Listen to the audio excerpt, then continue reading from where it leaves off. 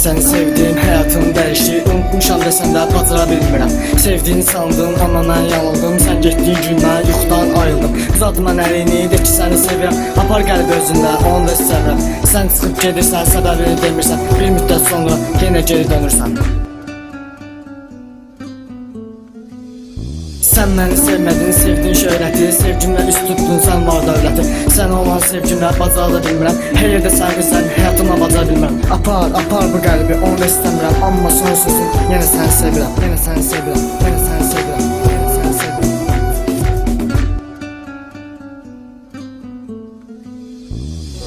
Seni sevdim ama yanıldım.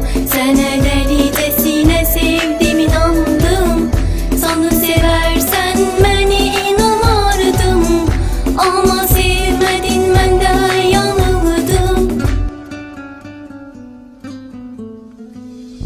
Sən layiq deyildin bu sevgiyə, dönmə geriyə. Sən lazım deyilsən, sən daha mən deyilsən. İndi mən təkəm, sənsiz yalnız əlimdə qələm. Səndən bəhs edərək, səninlə olan hisslərimi yazdım ağ vərəqə.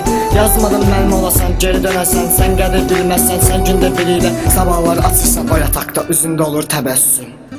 Amma hey mən kədərli, içki, sərxoş, səni düşünürəm. Bilirəm səni spesifə verirəm. Səni sevdiyim bir anla, bir başa düş. Bəlkə də sözlərim heç bir təsir olmayacaq. Nə olsun ki mən kasıbam, alma deyiləm. Sənin kimi vəfasız sevərsən o. Amma unutma sən onun üçün olacaqsan bir günlük. Olacaqsan bir günlük, olacaqsan bir günlük. Seni sevdim ama yanıldım. Sənə dəlicəsinə sevdim, inandım.